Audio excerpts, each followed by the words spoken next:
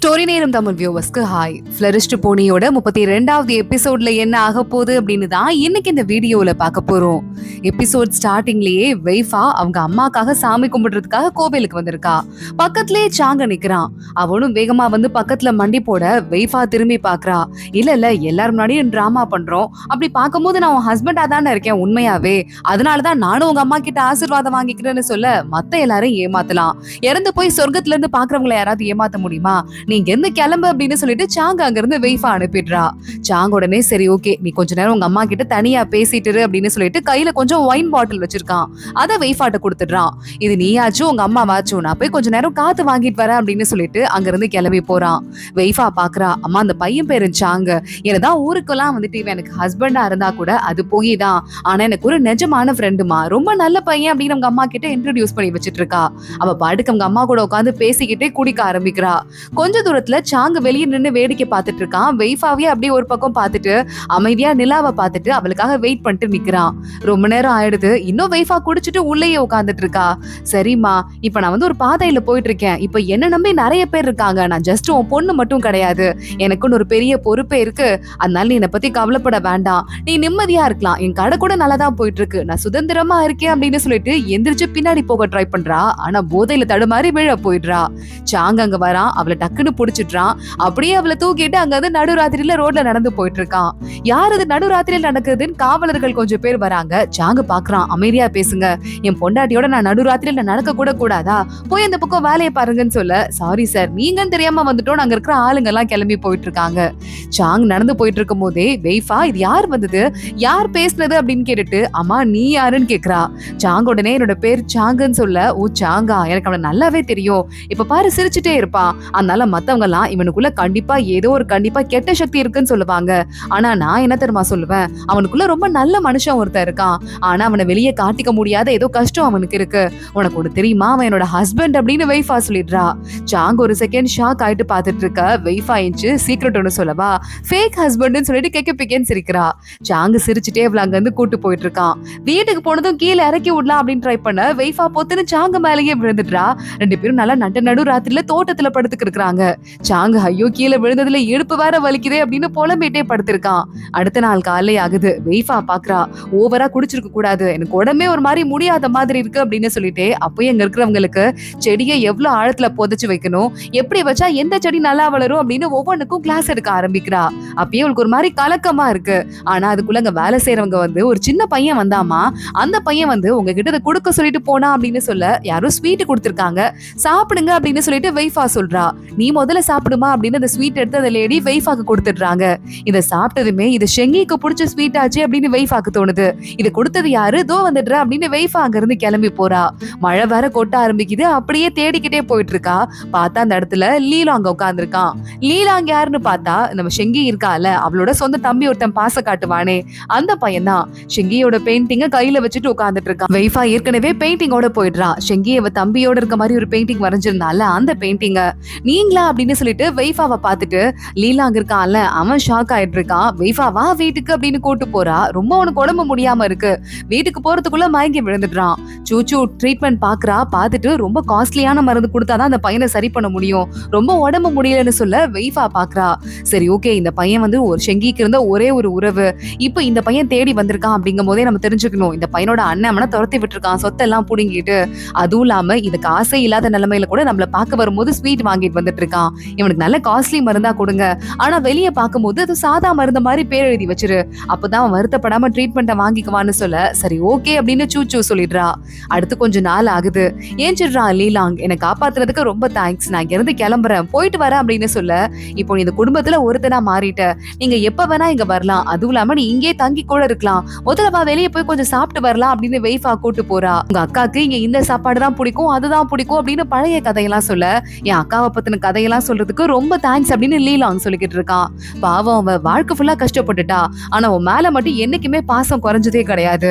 அதனால உனக்கு வந்து இஷ்டம் இருந்தது அப்படின்னா நீ என்ன வந்து ஒரு அக்காவா கூட நினைச்சுக்கலாம். நீ என் குடும்பத்துல ஒருத்தன் ஆயிடலாம் அப்படின்னு வெய்ஃபா சொல்றா. என்னோட அக்காவை தவிர வேற யாரையும் அக்காவா நினைக்கிறதுக்கு எனக்கு மனசு வரல. நான் உங்களை சீனியர் அப்படின்னு கூப்பிடுறேன் அப்படின்னு சொல்லிட்டு நம்ம வெய்ஃபா வாங்கி கொடுக்குற சாப்பாடெல்லாம் அவன் சாப்பிட ஆரம்பிக்கிறான். நீ போட்டிருக்க செருப்பு உனக்கு சுத்தமா செட் ஆகல. ரொம்ப சின்னதா இருக்கு. உன் சைஸ்க்கு ஏத்த மாதிரி நானே பார்த்து வாங்கிட்டேன் அப்படின்னு சொல்ல தேங்க்யூ சீனியர் அப்படின்னு அந்த பையன் அழாத குறையா சொல்லிக்கிட்டு இருக்கான். வெய்ஃபா மேல பாசம் அவனுக்கு அதிகமாகுது. வெய்ஃபா மறுபடியும் கடைக்கு வந்துட்டா, பொருள் எல்லாம் ரொம்ப பிஸியா வித்துட்டு இருக்கா. அப்பன்னு பார்த்து சூச்சு இருக்கால, அவகிட்ட வந்து குட்டியா ஒரு ஸ்டால் மாதிரி போட்டு டாக்டரா இருக்கா, முகத்தெல்லாம் மறைச்சிட்டு யாரும் ட்ரீட்மெண்ட் வேற பாக்குறதுக்கு வந்துட்டு இருக்காங்க. அதெல்லாம் அப்படியே அவங்க பாத்துட்டு இருக்கா. இங்க பார்த்தா அந்த சாங்குக்கு இன்னொரு செகண்ட் ஒய்ஃப் வந்தால, அந்த பொண்ணு நேரா வெய்ஃபாவோட தோட்டத்துக்குள்ள வந்துட்டு இந்த மாதிரி பூவெல்லாம் வச்சு சிம்பிளா ட்ரெஸ் பண்ணியிருந்தாதான் சாங்குக்கு பிடிக்கும் போல அப்படின்னு அந்த பூவை எடுத்து தலையில வச்சுக்கிறா. அங்க பூ வந்துட்டு எவ்வளவு தைரியம் தான் வெய்ஃபாவோட தோட்டத்துக்குள்ள நீ வந்திருப்ப, நீ ஒண்ணு எனக்கு ஃப்ரெண்ட் எல்லாம் கிடையாதுன்னு பூவை புடுங்கிட்டு எவ்வளவு துரத்தி விட்டுறா.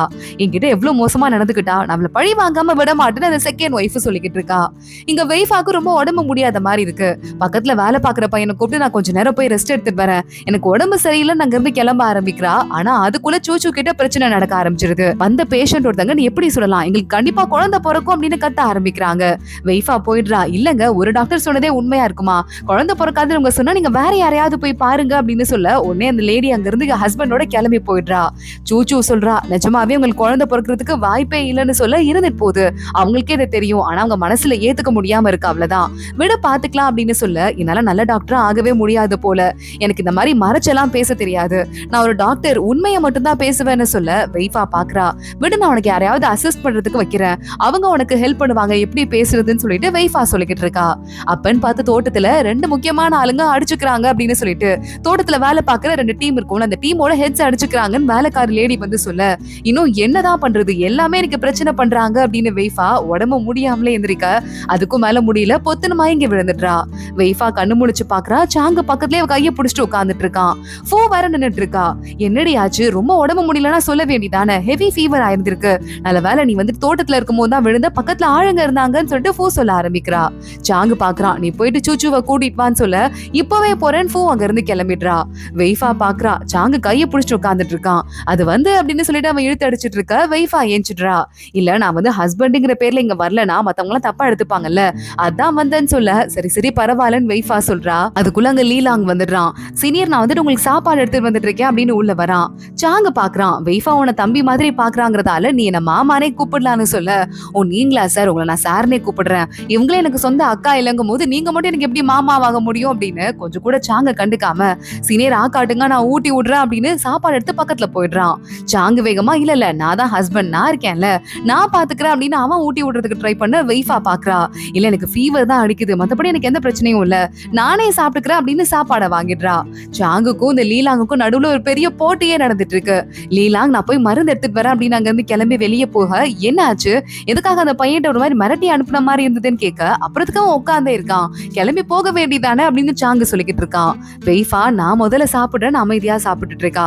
மருந்து எடுக்க போறதுக்கு லீலாங் அப்பதான் அவனுக்கு வந்து காஸ்ட்லி மருந்து யூஸ் பண்றாங்கல்ல, அந்த மருந்தை பாத்துடுறான். என்னது இது, எனக்கு யூஸ் பண்றதெல்லாம் காஸ்ட்லி மருந்தா, அப்புறத்துக்கு என்கிட்ட சாதாரண மருந்து தான் யூஸ் பண்றேன்னு சொன்னீங்கன்னு கேட்க, உடனே வெய்ஃபா தான் அப்படி சொல்ல சொன்னா, இல்லன்னா நீ ட்ரீட்மெண்ட் அனுபவிக்க மாட்டேன்னு சொல்லிட்டா நாங்க என்ன பண்றது, அதுக்காக தான் அப்படி சொன்னோம். அதுவும் இல்லாம பாரு, வெய்ஃபா உனக்காக ஸ்பெஷலா அந்த ஸ்வீட்டை வேற பண்ணா, ஷெங்கி இருக்கும் போது என் தம்பிக்கு பிடிக்கும்னு சொல்லிட்டே இருப்பாளாம், அதனால ஷெங்கிட்ட ரெசிபி வாங்கி பண்ணதா சொன்னான்னு சொல்ல, எங்க அக்காவை தவிர யாருமே என்கிட்ட இவ்வளவு பாசமா நடந்துகிட்டதே இல்லைன்னு சொல்லிட்டு லீலாங்க அந்த ஸ்வீட்டை சாப்பிட ஆரம்பிக்கிறான்.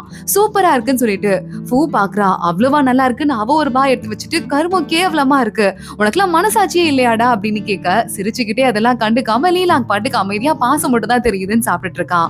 இங்க வெய்ஃபா மறுபடியும் வேலை பாக்குறேன், உரத்தை கலந்து வைக்கணும் அப்படின்னு தோட்டத்துக்கு வரா.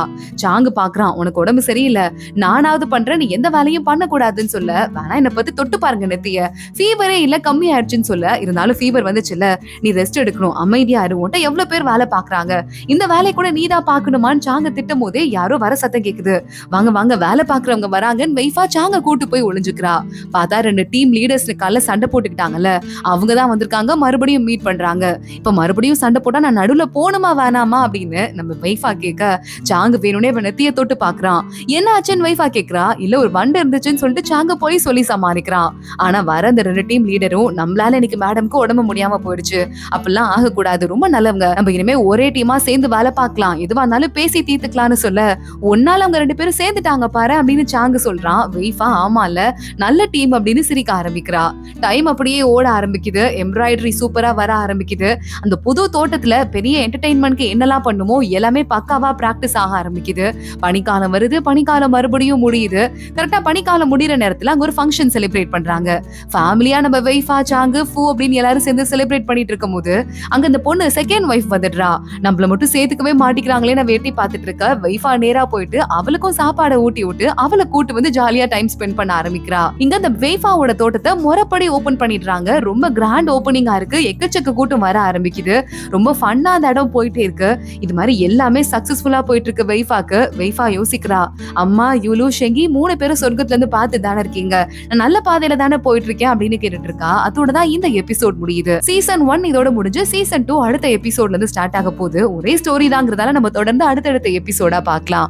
சோ அடுத்தடுத்த எபிசோட்ல என்ன நடக்க போகுது தொடர்ந்து பார்க்கலாம். இந்த வீடியோவை லைக் பண்ணிக்கோங்க, மறக்காம நம்ம சேனலுக்கு சப்ஸ்கிரைப் பண்ணிக்கோங்க, பெல் ஐகானையும் கிளிக் பண்ணிக்கோங்க. அடுத்த வீடியோல பார்க்கலாம். அது வரைய பாய்.